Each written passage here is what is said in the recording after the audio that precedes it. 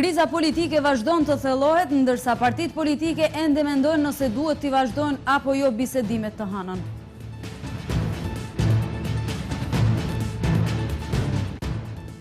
Qytetarët janë të zhgënjur nga partitë politike, shpresën e vetme për dalje nga kriza kanë tek ndërkombëtarët.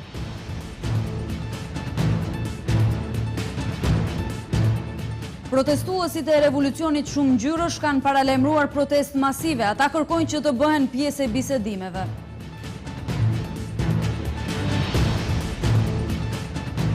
Greqia, Shqipëria dhe Turqia mbeten destinacionet më të preferuara të qytetarëve të Maqedonisë për këtë vit.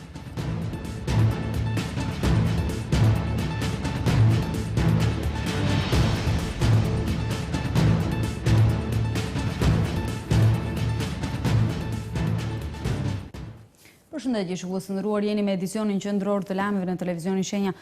Ende nuk është e qartë nëse do të vazhdojnë takimet të ndërimit përfaqësuesve të 4 partive politike për zgjidhjen e krizës politike në vend. Nuk është përmendur ndonjë datë, ndërkohë që parimisht LSDM-ja ka ritheksuar se është e gatshme për takim liderësh në momentin kur VMRO DPMNE-ja do të tregojë gatishmëri për pastrim real të listës zgjedhore dhe rregullimin e gjendjes së mediave në Maqedoni.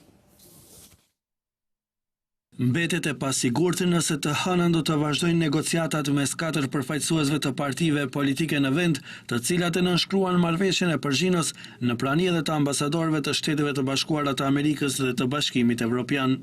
Televizioni Shenja kërkoi qëndrim të përfaqësuesve politik, por nga VMRO DPMNE, BDI dhe PDSH ishin të pakapshme, ndërsa nga LSDM u shprehën se janë të gatshme që të vazhdojnë me negociatat, por se ato do të fillojnë në momentin kur VMRO DPMNE do të tregojë gatishmëri për pastrim real të listës zgjedhore dhe rregullimin e gjendjes së mediave në Maqedoni. Pas një ndërprerje disa mujore, përfaqësuesit e 4 partive politike filluan të takohen në Përzhino të shoqëruar edhe nga ambasadori amerikan Jez Bailey dhe ai i Bashkimit Evropian Ivo Oraf. VMRO DPMNE përfaqësohet nga ministri i shëndetësisë Nikola Todorov, LSDM nga Radmila Shekerinska, BDI nga Artan Grubi, ndërsa PDSH është përfaqësuar nga deputeti Imer Aliu. Bisedimet e rifilluara u zhvilluan gjatë të martës, të mërkurës dhe të njëjtën. Pas takimit të së njëjtës, partitë kanë kërkuar kohë për konsultime shtesë me organet partijake. Tani për tani nuk ka paralajmërime për takim të liderëve dhe pritet që ato të mblidhen vetëm nëse palët i ofrohen marrëveshjes. Ambasadorët nga ana tjetër u shprehën se Shtetet e Bashkuara të Amerikës dhe Bashkimi Evropian po tentojnë të ndihmojnë Maqedonisë për të organizuar zgjedhje të besueshme.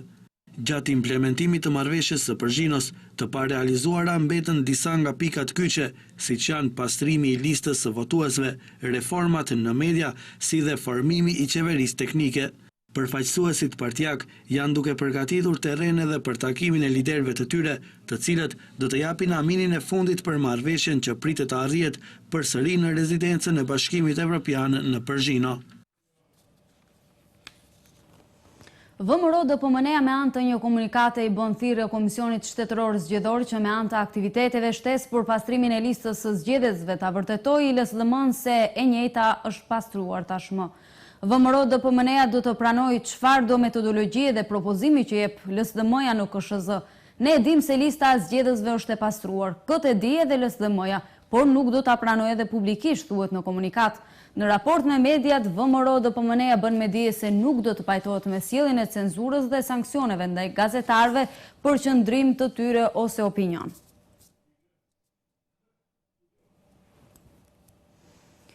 Qytetarët e anketuar nga televizioni Shenja shprehen se janë të zhgënjur nga partitë politike në vend, sidomos nga ato shqiptare. Ata deklarojnë se shpresa e vetme për tejkalimin e krizës politike dhe për përmirësimin e kushteve ekonomike është ndërhyrja energjike e faktorit ndërkombëtar. Shpresa e vetme e qytetarëve për zgjidhjen e krizës politike mbetet faktori ndërkombëtar. Në anketën e realizuar nga televizioni Shenja, qytetarët vazhdojnë të jenë të zhgënjur nga partitë politike në vend e sidomos nga ato shqiptare. As pak.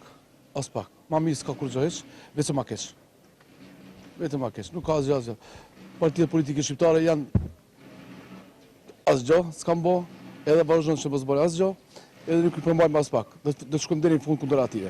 Po çfarë zgjidhet, po shef se sa kohë po zgjat këne. Shpresim në më të mirën, po si po duket s'ka rrugëdalje, kurqish.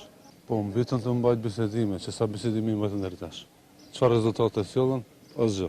Qytetarët mendojnë se megjithatë nuk duhet të humben shpresat. Disa mendojnë se tani rinia duhet i marrë gjërat në dorë, e disa të tjerë se janë shtetet më të mëdha ata që vendosin se çfarë do të ndodhë me Maqedoninë.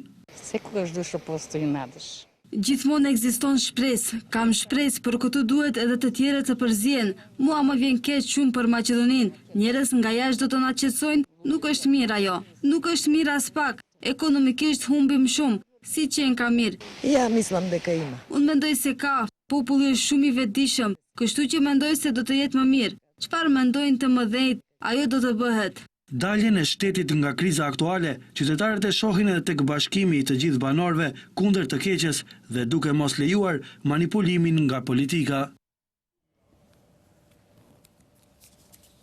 Iniciativa qytetare Protestoj ka paralajmëruar për nesër protestë për shkak të mos përmbushjes së kërkesave të tyre. Në paralajmërim është theksuar se nuk do të lejojnë negociata për ardhmërinë e qytetarëve me dyert të mbyllura dhe se janë të mlefosur me elitat politike që po i mbajnë shumë gjatë qytetarët në status quo me negociata të pasuksesshme dhe jo transparente pa pjesëmarrjen e qytetarëve. Jemi lodhur me negociata në të cilat ne jemi vëzhgues pasiv. Zëri ynë duhet të dëgjohet edhe nga qeveria dhe nga opozita dhe do të dëgjohet. Nëse jo në atë dhomë të vogël të bisedimeve, do të na dëgjojnë në rrugët dhe sheshet e këtij shteti, thuhet në kumtesën e kësaj organizate.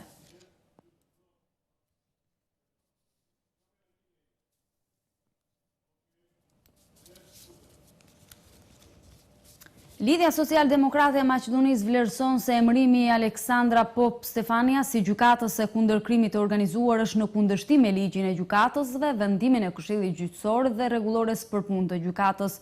Zëdhënësi Petre Shilegov ka rikujtuar faktin se Pop Stefania ka votuar që Prokuroria Speciale Publike të shpallet jo kompetente rreth rastit për shkatërrimin e pajisjes së përgjimeve.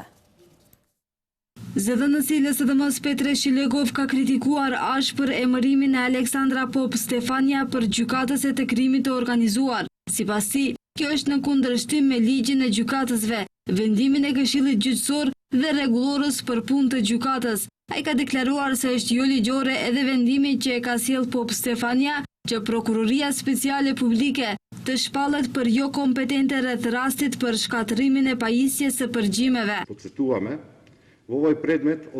Kujtojmë që në këtë lëndë mes të dyshuarve janë edhe Gordan Enkulovska dhe Goran Gryeski, për shkak të gabimeve procedurale, por edhe për shkak të parregullsive të vendimit të Pop Stefanias, Këshilli Penal i Gjykatës Themelore Shkup 1 urgjentisht duhet ta shfuqizojë këtë vendim jo ligjor. Pasi të shfuqizohet ky vendim jo ligjor, lënda për shkatërimin e pajisjes për përgjime jo ligjore duhet t'i kalojë gjykatësit i cili gjykon në pjesën e krimit të organizuar. Gjatë konferencës për gazetar, Shilegov shtoi se kryetari i gjykatës Vladimir Pančevski ka për detyrë që të respektojë vendimin e Këshillit Gjyqësor, ta kthej Pop Stefania në sektorin për shkelje dhe në vend të saj të emërojë gjykatës nga radhët e gjykatësve nga Gjykata Themelore Shkupi 1. Gjithashtu, Këshilli Gjyqësor ka për detyrë që të fillojë procedurë për punë jo profesionale dhe pa vetdije edhe kundër kryetarit të Gjykatës Themelore Shkup 1 Vladimir Pančevski për shkelje flagrante të rregullave. Këto vendime jo ligjore janë tentim për të mbrojtur qeveria kriminale nga drejtësia dhe ligjet, asgjë tjetër. Ai ka inkurajuar të gjithë gjykatësit e ndershëm në këtë gjykatë që të punojnë sipas ligjit. Sipas tij, të gjithë duhet të kuptojnë se ti shërbesh interesave kriminale të VMRO DPMN-s sjell përgjegjësi ligjore. Ai tha se drejtësi do të ketë dhe çdo kush që e ka shkelur ligjin do të përgjigjet. Deputeti i VMRO-s Vasil Pishev në një konferencë për shtyp ka akuzuar liderin e LSDM-s Zoran Zaev për korrupsion. Ai ka thënë se po e hap rastin e vërtet që sipas tij dyshime mbi korrupsion dhe skandal me vlerë miliona në të cilin aktor kryesor është Zoran Zaev dhe njerëz të afërm të tij. Sipas tij Zaev ka nënshkruar marrëveshje me një kompani për të cilat shërbime ajo nuk i ka kryer asnjëherë, edhe pse pagesën e ka marrë. Проценетата вредност Për vitin 2014-2015, Komuna e Stromicës ka nënshkruar marrëveshje për transport të nxënësve në shkollën fillore Sando Masev dhe të punësuarit e komunës në vlerë prej 1.864.000 denarësh. Parat janë siguruar, por sekret publik është se nxënësit dhe të punësuarit në administrat nuk e përfitojnë këtë shërbim, respektivisht nuk ka transport. Këto para të siguruara nga qytetarët i lëshohen një subjekti privat pa u realizuar transportin nxënësve. Nga ana tjetër, ndaj pres konferencës deputetit Vasil Pishev të VMRO-DPMNE-s ka reaguar LSDM-ja opozitare. Konstantin Kostadinov nga kjo parti ka quajtur gënjeshtra dhe të pavërteta akuzat e Pishevit. Sipas tij, Pishev ka marrë urdhra nga partia e tij që të shpik diçka për ta sulmuar Zaevin me një qëllim, që t'i mbulojë dhe fsheh të gjitha aktivitetet kriminale të VMRO-DPMNE-s. Lagite na Pishev. E vërteta doli në shesh dhe u tregua që Pishev ka gënjur edhe një herë. Reagimi komunës së Stromicës dhe përgënjeshtrimi i Triterol kanë treguar që Pishev përsëri është vendosur në kurth se si shërbehet me të pavërteta. Ndrojmë temë, destinacioni më i kërkuar nga qytetarët e Maqedonisë është Greqia. Qytetarët shqiptar preferojnë më shumë Shqipërinë dhe Turqinë, ndërsa numri më i madh i turistëve që vinë në Shkup janë nga Turqia. Muaji 6 i vitit tradicionalisht e shënon fillimin e sezonit turistik veror. Agjencitë turistike i ofrojnë aranzhmanet e tyre, ndërsa qytetarët të zgjedhin se ku do ta kalojnë pushimin vjetor. Biljana Gjajković, agjente për udhëtime nga një agjenci turistike në Shkup, thotë se këtë vit Greqia është destinacioni më i kërkuar, ndërsa aranzhmanet variojnë nga 200 euro e më lart. Tradicionalisht, destinacioni më i vizituar dhe më i kërkuar është Greqia. Për këtë verë, si destinacion atraktiv, mund të veçojë edhe Kretën me linjë direkte charter prej 199 eurosh dhe më shumë, që përfshin edhe linja direkte të fluturimit, derisa zgjidhja e hotelit u mbetet vetë palëve. Ekziston interes edhe për Turqinë, Kroacinë dhe destinacione të tjera, por Greqia është destinacioni më i kërkuar. Sali Utash, përfaqësuesi Ballkan Tour në Shkup për agjencinë Anadolu, thotë se turistët turq tradicionalisht dëshirojnë të udhtojnë në Ballkan, prandaj Ballkani është destinacioni popularizuar turistik, por jo vetëm për shkak të kësaj, por edhe për shkak të veprave kulturoro-historike të cilat në Maqedoni datojnë nga periudha osmane që e tërheqin interesin dhe vëmendjen e turistëve. Turistët më së shumti dëshirojnë të vizitojnë Qarshinë e vjetër për shkak se është njëra nga qarshitë më të mëdha osmane, e cila ka mbetur sot e kësaj dite në Shkup. Gjithashtu, turistët nga Turqia shpesh e vizitojnë Shkupin e ri, i cili ndodhet në anën tjetër të lumit Vardar, kënaqen në shëtitjen duke i parë ndërtesat moderne dhe skulpturat. Fakti që një pjesë e madhe e turistëve e vizitojnë Maqedoninë posaçërisht të Shkupin dhe sheshin e tij, e vërteton edhe shoferi i elektromobil me të cilin turistët vozitën në pjesën qendrore të qytetit. Ka shumë të interesuar, shumë të huaj në periudhën e fundit, nga rajoni dhe më larg nga Turqia. Ka ekspansion të turistëve nga Turqia, janë të kënaqur nga ajo që ofrojmë, i kalojmë të gjitha monumentet në pjesën qendrore të qytetit, nëpërmjet parlamentit, deri tek hyrja e Qarshisë së vjetër, para muzeve përmes urës së gurit, në ura tjera në qendër, teatrin. Shqiptarët të cilët punojnë në vendet e Evropës perëndimore tradicionalisht vinë për pushime në Maqedoni, prej ku vazhdojnë të udhtojnë në pushime. Liridona Aliu nga një agjenci turistike në Shkup thotë se shqiptarët nga jashtë më shumë udhëtojnë në Turqi dhe Shqipëri. Ata më shumë e kërkojnë Turqinë e më pas Shqipërinë. Një pjesë e madhe e tyre të cilët udhëtojnë në Shqipëri shkojnë në Durrës, ku çmimet variojnë nga 25 euro për person në ditë, ndërsa destinacion popullor është edhe Saranda. Gjithashtu edhe Greqia është destinacion i kërkuar. Sipas saj, qytetarët nga Maqedonia të cilët jetojnë në vendet e huaja udhtojnë prej këtu për shkak se çmimet e aranzhmaneve janë më të lira. Po ashtu shpjegon Liridona, në muajin qershor këtë vit nuk ka shumë udhtime pasi është muaji i agjerimit për besimtarët musliman, por tani janë rezervuar aranzhmane për shkak se muaji qershor është fillimi i sezonit veror.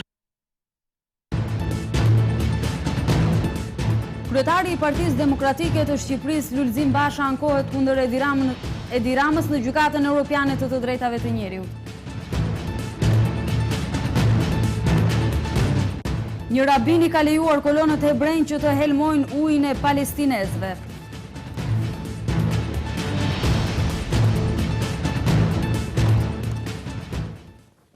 Ecim më tej me zhvillimet më të fundit nga rajoni dhe skena ndërkombëtare. Kryetari i Partisë Demokratike të Shqipërisë, Lulzim Basha, ka dërguar një letër më 7 qershor presidentit të Gjykatës Evropiane të Drejtave të Njerëzit, Guido Raimondi, duke ngritur shqetësimin për deklaratat e bëra nga kryeministri Rama në parlament se sipas tij ai ka arritur një marrëveshje me Gjykatën e Strasburgut për të mos shqyrtuar më çështje të pronave të qytetarëve shqiptar kundër qeverisë shqiptare.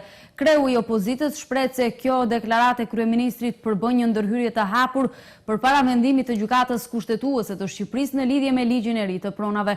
Kreu i Demokratëve ngrit shqetësimin se ky qëndrim i Ramës bëhet për t'i ushtruar presion Gjykatës Kushtetuese dhe njëkohësisht për të dëmtuar kredibilitetin e Gjykatës Evropiane të Drejtave të Njerëzit në opinionin publik shqiptar. Forcat e bashkuara irakiane kanë mposhtur organizatën terroriste ISIS dhe kanë marrë qendrën e qytetit Fellujah, ndërsa objektivi i ardhshëm është kapja e Mosulit. Operacioni i pushtimit i Fellujahs nisi më 23 maj, ndërsa pjesët e kapura të qytetit u ngjajnë skenave apokaliptike pasi askush nuk jeton atje. Forcat e bashkuara irakiane kanë mposhtur organizatën terroriste ISIS dhe kanë marrë qendrën e qytetit Fellujah, ndërkohë që aktualisht po zhvillohen luftime në lagjet periferike të qytetit. Forcat irakiane tani i pret një sfidë tjetër, ajo e pastrimit të pajisjeve shpërthyese të cilat janë vendosur nga terroristët gjatë tërheqjes së tyre, raporton agjencia Anadolu. Jemi të përkushtuar të vendosim sigurinë e plotë në Fellujah dhe kemi përkrahjen e plotë të qeverisë së Irakut. Në orët e fundit kemi shkatëruar së paku 10 automjete me eksploziv, të cilat terroristët i kishin lënë në qendër të qytetit. Aktualisht po zhvillohen luftime me elementet terroriste jashtë qytetit. Terroristët e ISIS-it kishin marrë kontrollin e qytetit në vitin 2014. Megjithatë, flamuri i ISIS-it akoma valvitet mbi urën në Fellujah, e cila është pika e radhës strategjike për forcat irakiane.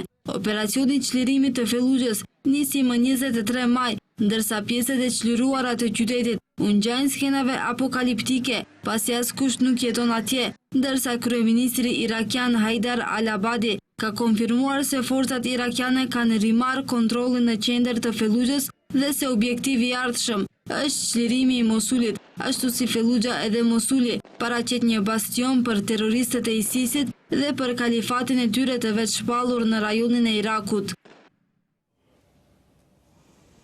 Sipas një kërkimi të realizuar nga Fondacioni i Ndihmave Humanitare të Drejtat dhe Liritë e Njerëzit, lufta e brendshme në Siri ka lënë 600.000 fëmijë pa baba. Agjencia Anadolu raporton se në luftën që vazhdon prej 5 vitesh, kanë humbur jetën qindra mijëra persona, ndërsa miliona të tjerë, duke braktisur vendin e tyre, u strehuan në vendet fqinje, kryesisht në Turqi. Më të prekurit e kësaj lufte janë fëmijët dhe gratë, ku fëmijët që kanë humbur baballarët e tyre në luftë vazhdojnë jetën në jetimoret në Turqi dhe Siri. Sipas kërkimeve tona, në Siri ka 600.000 jetim. Gjithashtu jemi në dieni se 40 apo 50.000 jetim ndodhen në Turqi. Këto janë më të përqendruar në zonat kufitare, ku në qytetin Hatay ka për afërsisht 8.000 jetim. Ne gjithashtu kemi ngritur 11 kampe edhe në rajonet Azez dhe Babuselam, ku në këto kampe kemi seksione të veçanta kushtuar jetimve dhe në këto seksione qëndrojnë 5.225 fëmijë jetim, tha përgjegjësi i njësisë për jetimët IHH Adem Kalaçi.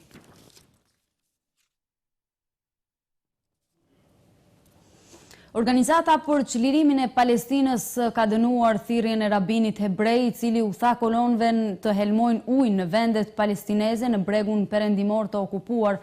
Transmeton agjencia Anadolu. Rabini Shlomo Mima, kryesues në Këshillin e Rabinëve në bregun perëndimor, ka lëshuar një mendim këshilldhënës në të cilin u lejon kolonëve të helmojnë ujë në vendbanimet dhe qytetet ku jetojnë palestinezët.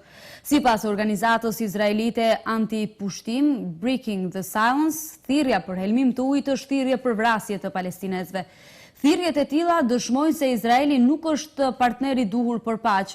Edhe më herët ka pasur thirrje të rabinëve për konfiskim të tokës së palestinezëve dhe shkatrimin e pronës së tyre, thuhet në njoftim.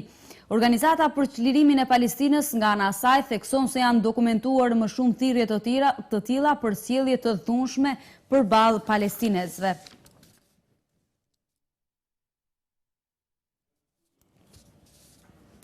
Gjatë një operacioni antiterrorist në Afganistan janë vrarë 13 pjesëtar të organizatës terroriste ISIS, raporton agjencia Anadolu.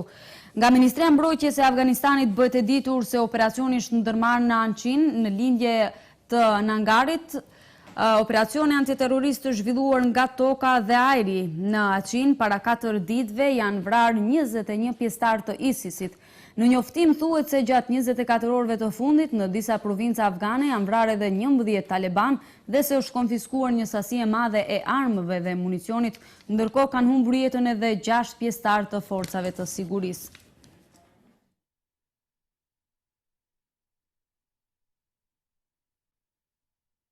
Me shkos të ndëruar kaq kishim për këtë edicion. Faleminderit për vëmendjen tuaj, natën e mirë.